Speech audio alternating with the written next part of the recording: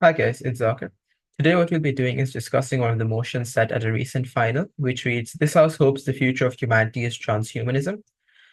In the description box below, you should be able to find a Google document containing my proposition and opposition case, alongside some information about how you're supposed to debate this House hopes motions, given I do know that they are quite unfamiliar to a lot of people because they are a new motion type. Generally speaking, for the sake of this motion, however, all you need to know is that it is a value judgment debate on whether or not transhumanist technology which would exist in the future is a good thing or a bad thing.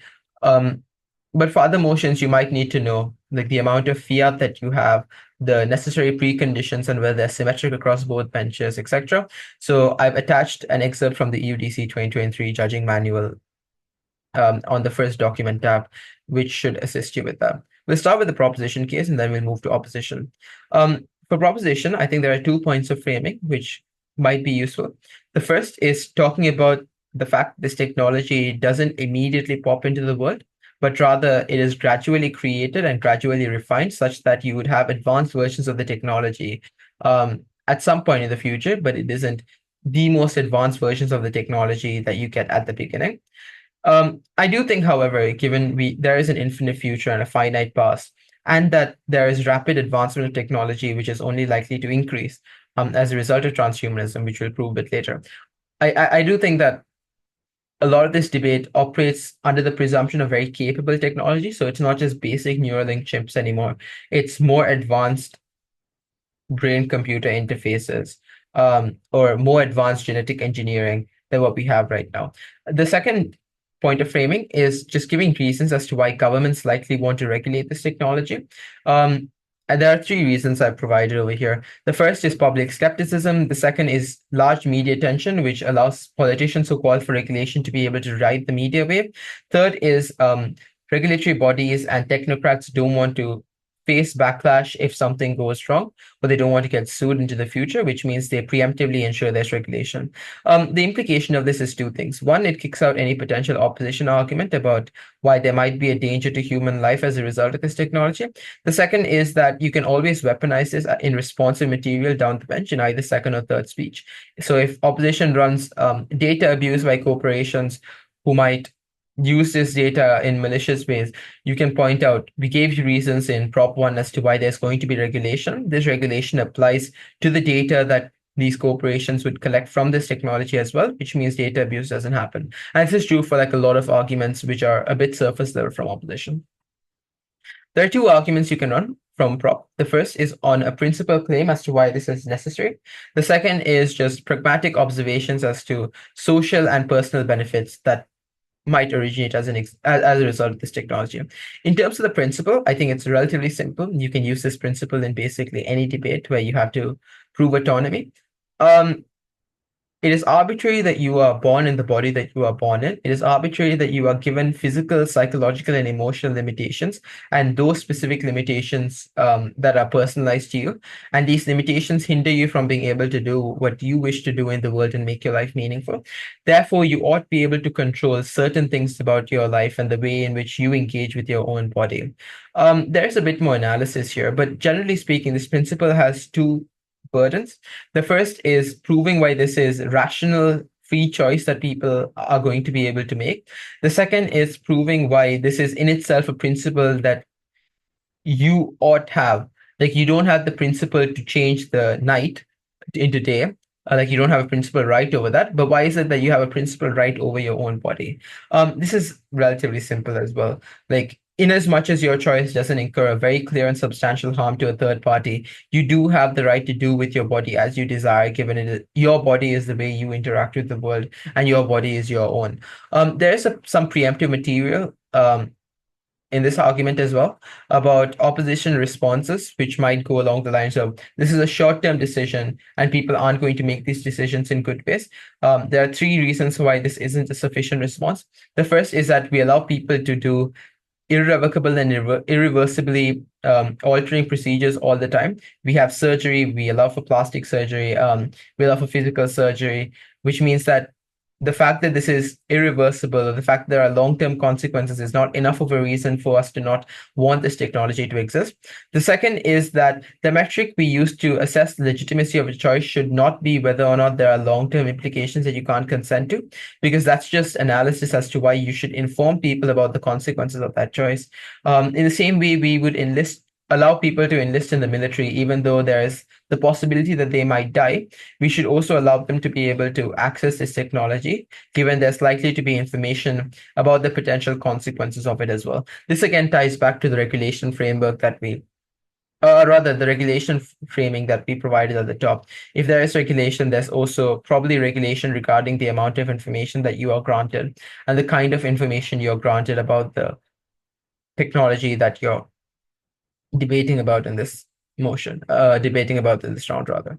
The third is that on neither side will people truly have long-term informed choices over their body, given that your traits, your limitation, your brain are already things that are out of your control, which means even on their side of the house, if they are able to prove this is choice that you can't consent into, that's symmetric because your traits on their side are also traits that you can't consent into.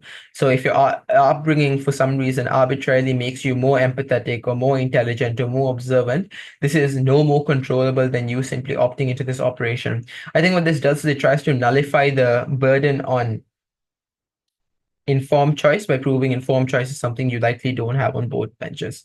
Okay, the second part of the principle, or the second layer to the principle, is just beyond or rather beyond a general claim to choice maximization. We do think people have specific right to lock in their bodily traits as well.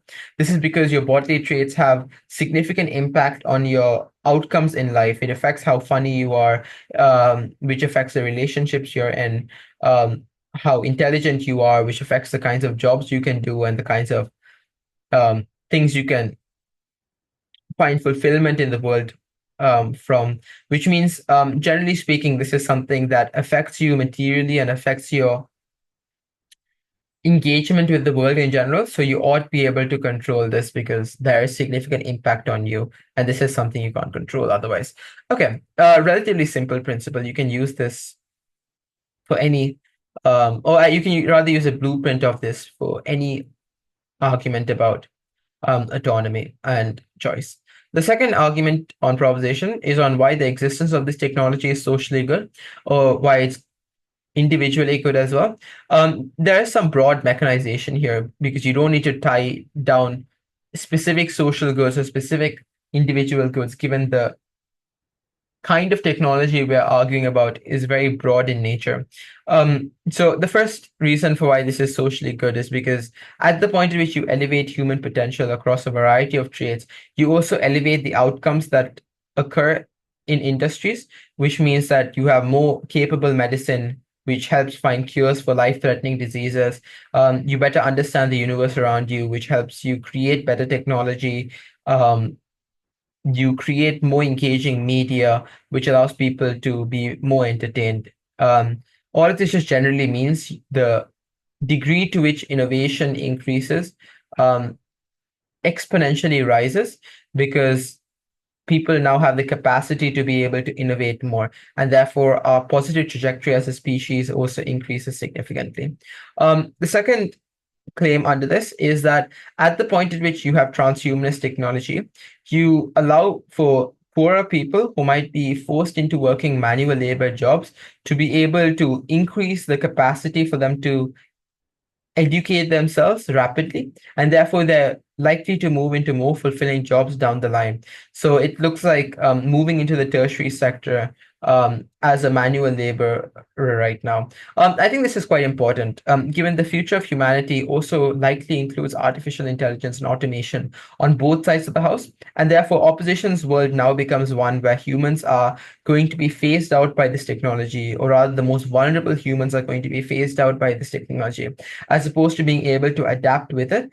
And it's really hard for you to adapt outside of having transhumanist technology because it's extremely hard for you to gain this education. It often takes years for you to gain expertise in a specific field, etc. At the very least, on our side of the house, having these brain implants or having this faster processing allows you to be able to absorb this information quicker, so you're able to adapt and change in a way that benefits you. There are some preemptive responses against any opposition material regarding why poor people won't have access to this information, or not information, but rather they wouldn't have access to this technology. One, there are corporate incentives to make this procedure cheap and accessible over time, which means poorer communities would likely be able to get it, even if it's a bit expensive for them. The second is that governments likely want to subsidize this technology in order to ensure there isn't high unemployment rate so that people live happier lives.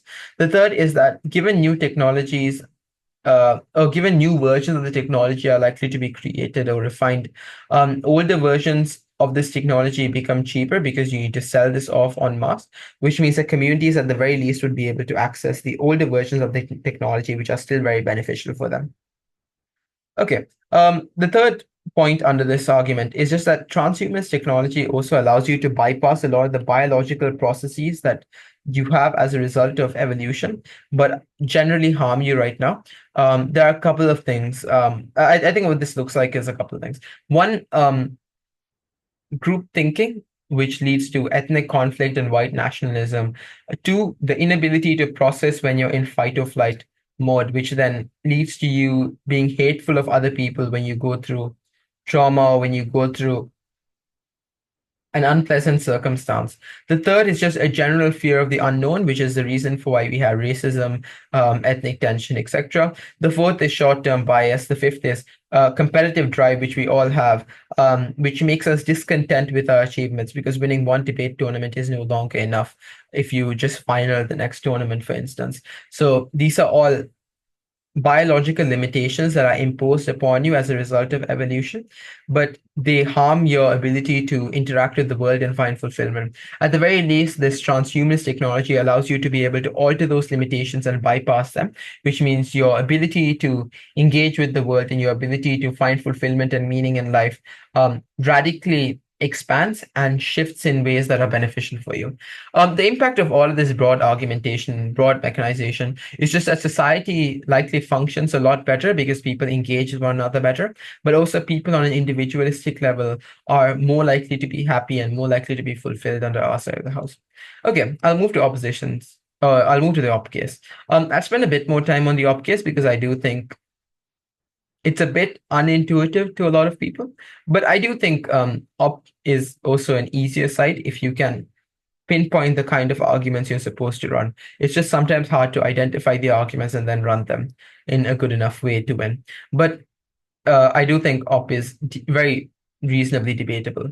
Okay, the opposition case goes as follows. First, on framing, I think there are 3 points.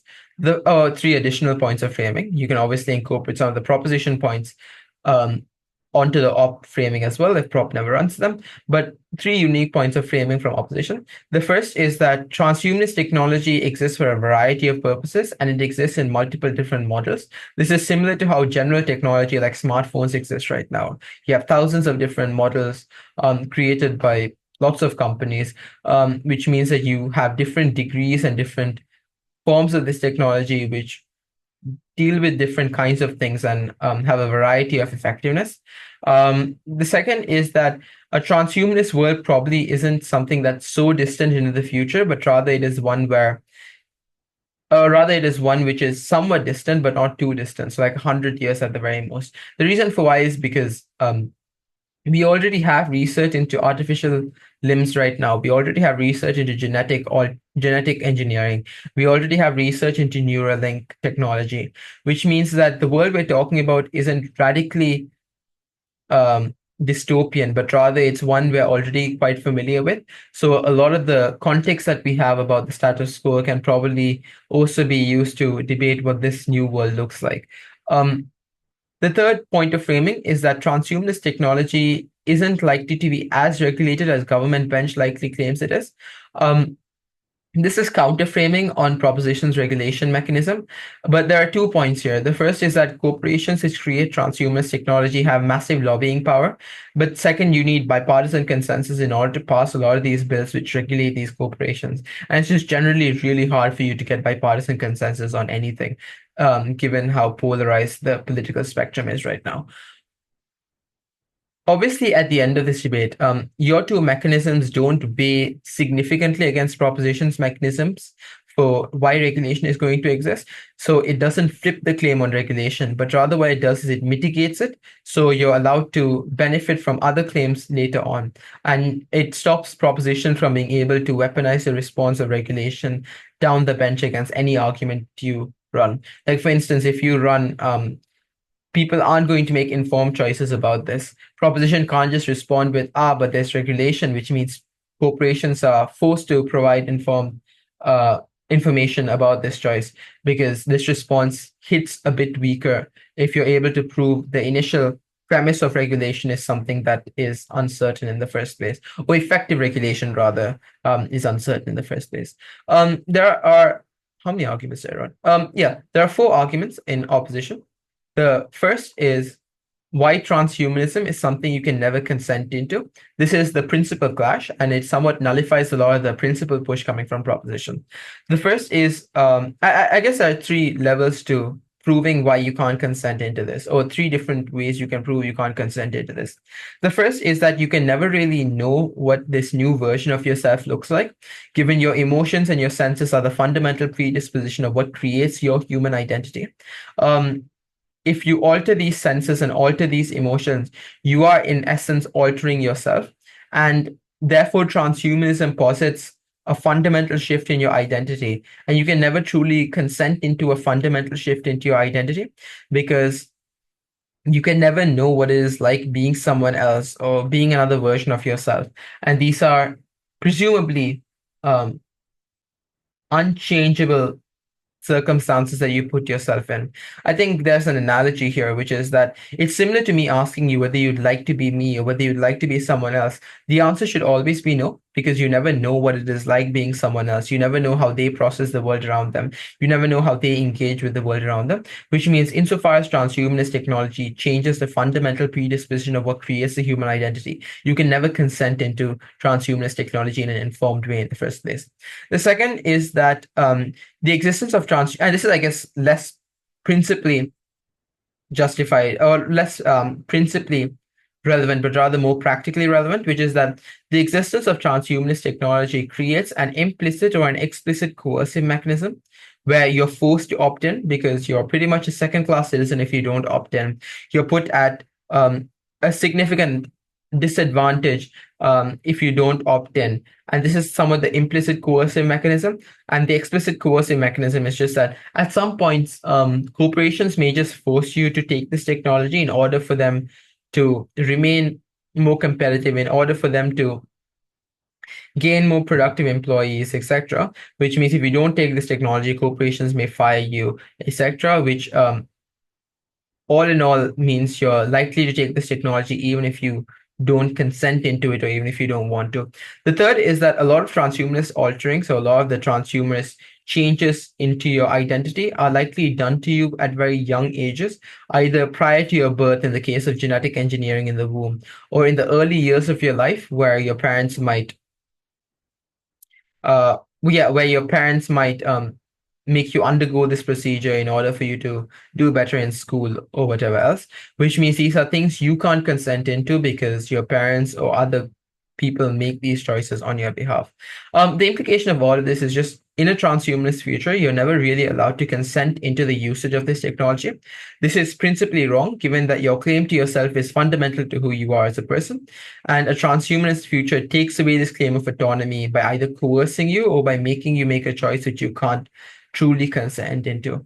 I think what this does at the end of three speeches, like from both benches, is it should nullify this clash and therefore nullify the proposition principle if you can debate this and if you can respond to Gov's responses to your material well enough. But generally, the purpose of this is that it proves a principal reason for why you ought not want this technology to exist, but two, it also responds to proposition's principle. So relatively strong argument to run at the top. I guess then we'll move into the more practical arguments. The first practical argument you can run from opposition is that this likely worsens and entrenches inequality.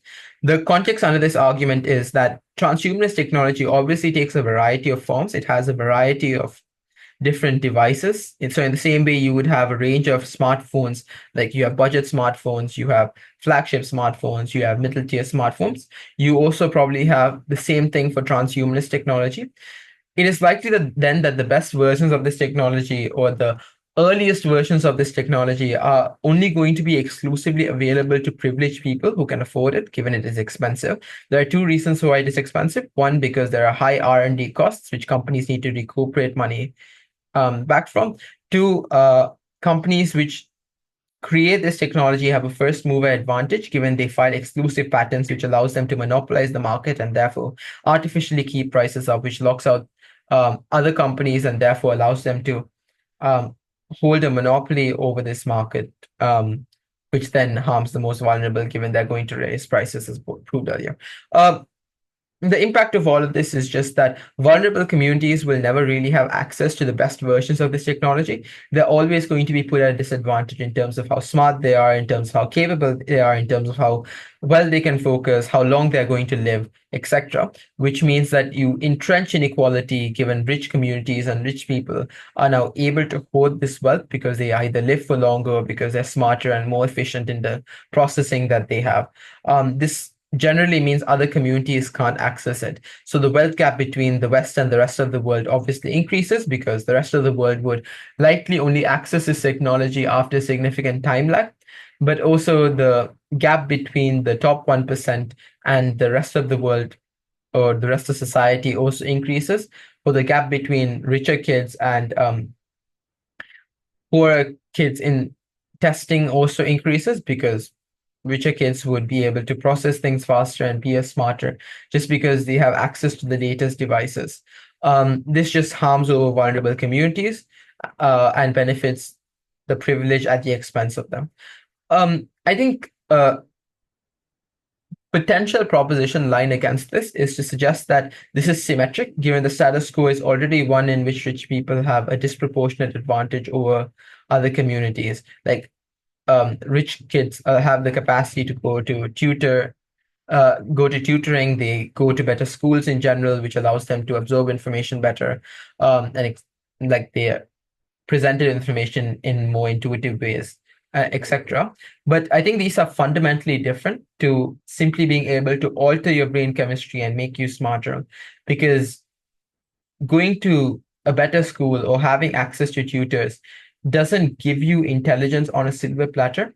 It just gives you the preconditions to accessing that intelligence, which means that if you're a child from a poorer family in the status quo, you're still able to catch up with the rich kids who have tutors, because you can simply spend more time studying. Like, even though you have to spend more time studying, you have the capacity to catch up.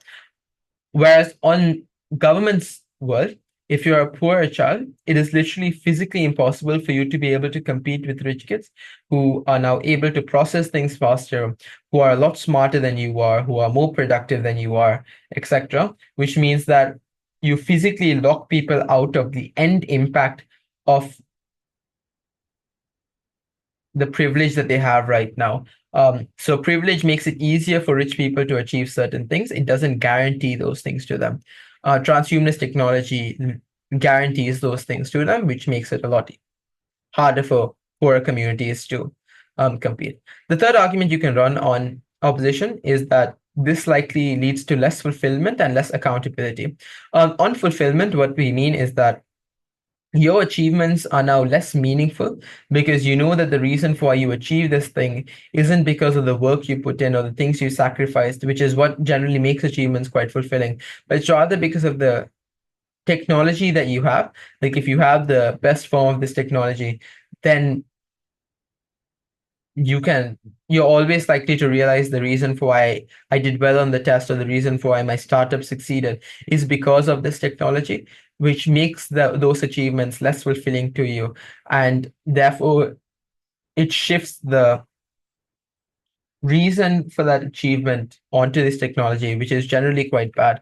The converse of this is also true. That is, like, if you now have a greater capacity to attribute your achievements to technology, you also attribute your failures to technology as well. So you claim that the reason for why my startup didn't fail, why my startup didn't succeed rather, is because I didn't have the most technologically superior, like the most superior versions of transhumanist technology, um, which means I wasn't able to compete at the same level as everyone else. This is presumably true. Like, if you don't have the best versions of this technology, you're never going to be able to compete. But attributing your failures to that is probably a bad thing, because a large degree or a large reason for why you didn't succeed also probably includes failures on your behalf, like you didn't put in enough work, or you didn't have the right idea. But what happens is, if you're able to attribute your failures and your successes to this technology,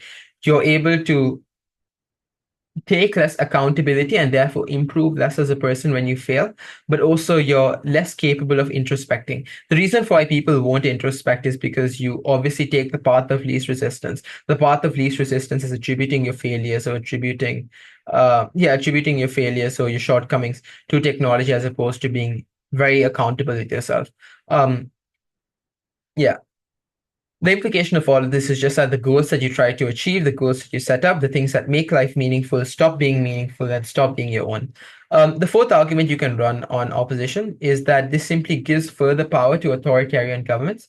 This is where the framing becomes quite important that we use, or rather, the framing that we use at the top becomes quite important, because if we're debating this motion not too distantly into the future, it is likely that authoritarian regimes and authoritarian states still exist, which means that the existence of this technology just allows them to be able to entrench their authoritarianism and hold greater control over their citizens.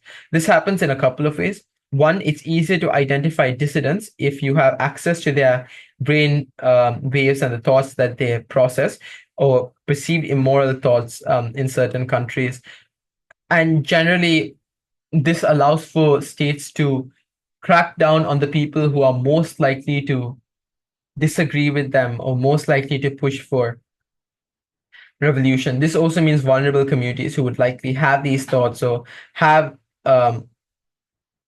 this disagreement with authoritarian states are the ones who are also going to be screwed over. The second is that it's easier to create propaganda which appeals to your thought processes and your associations. So you socially engineer support by appealing to things humans, or rather people within your country, already believe in, or you alter their brain chemistry in a way that benefits you. There's one point of framing which I probably should have added on the fourth argument, and that's that in authoritarian governments and in authoritarian states, the body that is likely to control and create this technology is unlikely to be private corporations, but rather state-owned enterprises, because you wouldn't allow for Western countries to collect data on the thought patterns of your citizens. And IP laws and regulation generally just doesn't apply for authoritarian governments, because they're able to bypass a lot of this. And even if they face backlash, even if they face sanctions, they don't really care that much. Okay. I think the way this debate would likely devolve down the bench is a couple of things. The first is on the principle, whether this is in essence a choice that you are granted, like out of your own free will, or whether it's a coercive choice. Pointing out it's coercive from opposition sidesteps the preemptive response on how the world around you right now and the identity that you have right now is also not controllable, because it's no longer neutrality. It's no longer lack of control on both sides, but it's lack of control on one side versus coercive control on the other. And you would argue that coercive control is worse down the bench on a principle level. On the practical, I think a lot of the shortcomings of the proposition case is that it seems to assume that everyone has access to this technology, like the existence of the technology being socially good. Is most likely to land if you can prove that this technology is widely accessible to a lot of people. And if you're able to prove that certain people benefit at the expense of others, so conceding that this technology is useful, but just conceding, but rather contesting whether or not everyone is going to have access to this technology, you're able to sidestep a lot of the argumentation that comes out from proposition bench at the point of which you're up. The way you defend the case from prop is give numerous reasons as to why people are going to have access to this technology, then run an even if level on why even if you don't have access to this technology as a vulnerable community, why your life is a lot better off. And this is somewhat already done with the AI and automation mechanism here, because the future of humanity likely includes AI and automation as well on both sides of the house, which means that vulnerable communities are already likely to be screwed over. We just help them get marginal benefits that they wouldn't get on ops world. So this is obviously defendable from both sides of the house. There's no like really there's no wrong answer, there's no right answer as to what's more important. Um, and obviously teams would have to prove this later on. The third clash is just independent clash from one of opposition's arguments, which I'm assuming prop would have to respond to, which is about whether this leads to abuse. I think this is again flippable as a mechanism, like not mechanism, but it's like it's nullifiable as a claim. Where you go, authoritarian governments likely won't do this for a couple of reasons. One, because there's massive backlash from Western states who would impose huge fine sanctions and the threat of violence against them if they coercively control the minds of people. Again, this is respondable once more by opposition if op goes, yeah, but you don't publicize the fact that you're changing people's brain chemistry. This often happens under the sheets, which means authoritarian governments can likely do this without having to face a lot of this backlash. Again, this is in itself a clash, but there is two sides of the coin, and you are allowed to argue this from both sides, and it is like perfectly debatable from both sides. So it's not like overpowered in any sense. Maybe there's a clash on fulfillment and accountability as well. Like this again ties back to proposition's broad argumentation about personal good by proving why even if people have materially better circumstances on proposition, the way they feel about themselves, the way they engage with the world, and the way you feel like you're your own probably is harmed, which means you approach the world with less fulfillment, less accountability. Again, this is respondable from proposition if you point at fulfillment being something that relativizes to circumstances. That is, your fulfillment doesn't operate in the abstract, but rather something that you derive as a result of constant comparison with with past versions of yourself or with other people around you. And if everyone else has this technology, or this is technology is all you've known because you've been genetically engineered from the womb, then you obviously, or then you likely wouldn't have reduced fulfillment. Again, a respondable mechanism from opposition, contestable claim from proposition. So proving your side and proving how humans engage with this is generally quite important. Outside of that, I think that's generally it for this video. Second and third speakers would obviously need to do a bit more illustration in order for their impacts to land. So this debate isn't one where you can win from first speeches from either side, I guess. But I do think it's relatively balanced as a motion, and I do think it was. I think it's provable on both sides, even though people did say it was more operated.